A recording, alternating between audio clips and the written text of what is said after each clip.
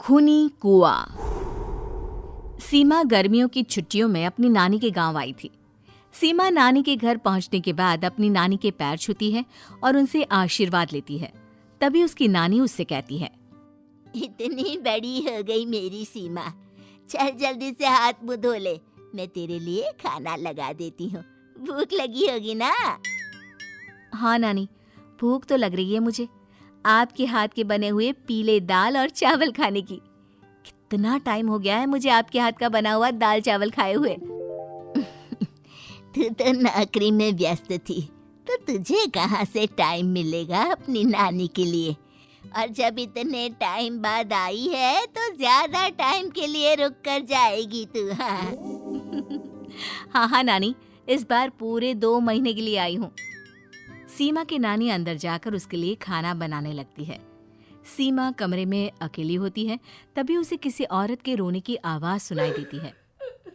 वो कभी खिड़की से बाहर झांकती है तो कभी दरवाजे से बाहर झांकती है। उसे समझ में नहीं आ रहा होता है कि आखिर रो कौन रहा है। तभी नानी खाना लेकर आ जाती है। वो अपनी नानी से कहती है, नानी, कोई औरत रो रही है क्या? मैं जब से यहाँ आई हूँ तब से मुझे यहाँ किसी औरत की रोने की आवाज आ रही है। हे भगवान, कहीं ये वही तो नहीं? बोलो ना नानी। अरे कोई नहीं रो रहा, ये तेरे मन का वहम है। और तू ना अब खाना खा ले, ज्यादा यहाँ वहाँ की बातों में ध्यान मत दिया कर। जल्दी से खाना खा और फिर मेरे साथ आ जा मेरे कमरे में, दोनों बैठकर खूब सारी बातें करेंगे। ऐसे ही अगले दिन सीमा अपनी नानी के साथ गांव के बाजार जा रही होती है। उसी रास्ते में फिर से किसी औरत के रोने की आवाज आती है। वो अपनी नानी से कहती है, अरे नानी, क्या सच में तुम्हें अभी भी किसी औरत की रोने की आवाज नहीं सुनाई दे रही? मुझे किसी औरत की बहुत बुरी तरीके से रोने और चीखने की आवाजें आ रही है। मैं बहुत परेशान हूँ नानी, आखिर ये कौन है? मुझे लगता है कि सीमा को शहर भेज देना चाहिए, यहाँ रहना उसके लिए ठीक नहीं।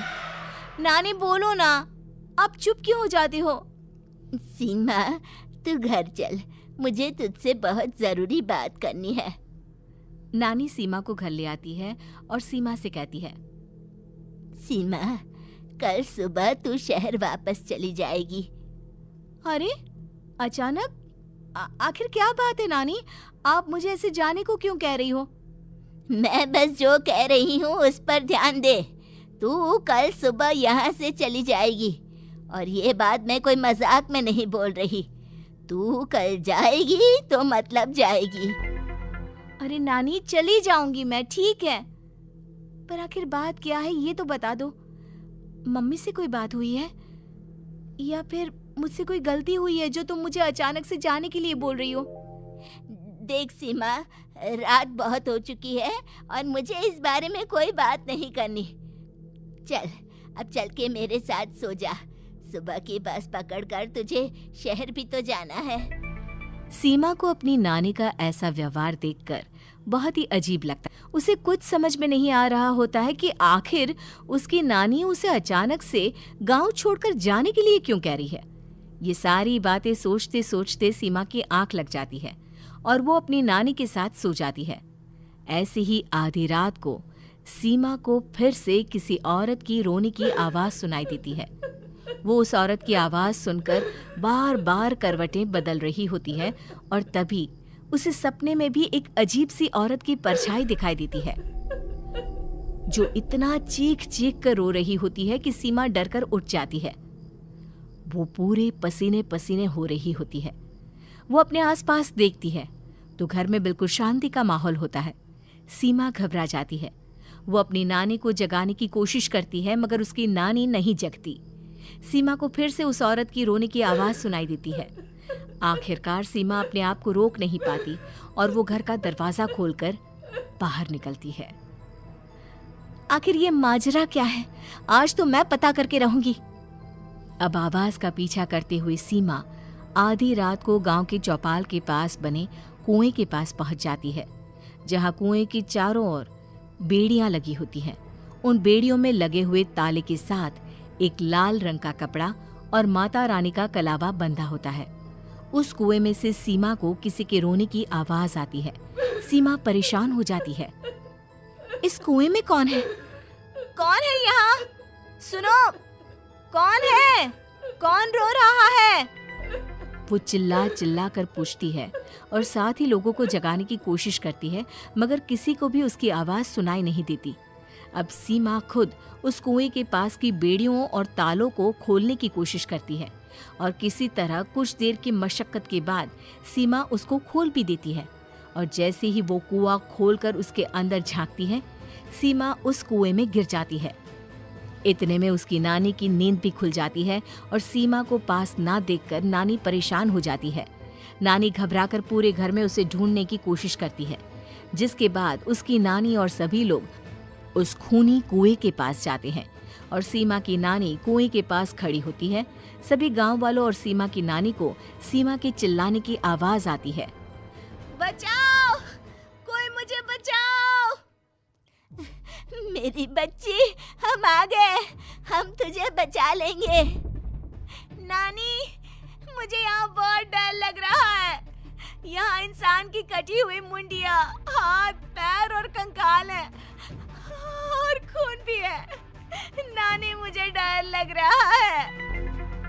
आप सब मेरी मदद कीजिए, नहीं तो ये खूनी कुआं मेरी बच्ची को भी खा जाएगा। अरे मुझे तो ये समझ में नहीं आ रहा कि आखिर इस खूनी कुएं को खोला किसने। सालों पहले इसको इतनी मुश्किलों के बाद तांत्रिक बाबा ने बंद किया था। अरे पूरा गांव खूनी कुएं के बारे में अच्छे से जानता है, तो कोई भी जानबूझकर तो ऐसा करेगा नहीं। मतलब किसी ने अनजाने में इसे खोल दिया है भैया। सीमा को इस बारे में मालूम नहीं था और जब से वो यहाँ आई थी तभी से उसे किसी औरत के रोने की आवाज़ें भी सुनाई दे रही थी। कहीं सीमा ने ही तो उसे नहीं खोला। अगर ऐसा है तो फिर सीमा का बचना बहुत मुश्किल है। वहीं कुएं के अंदर सीमा रोते हुए बैठी होती है कि उसे आवाज सुनाई देती है जो कुएं के बाहर खड़े गांव वालों में से किसी को सुनाई नहीं देता। आज सालों के बाद मुझे ताजा खून मिलेगा। तेरा खून पीकर आज मैं अपनी प्यास बुझाऊंगा।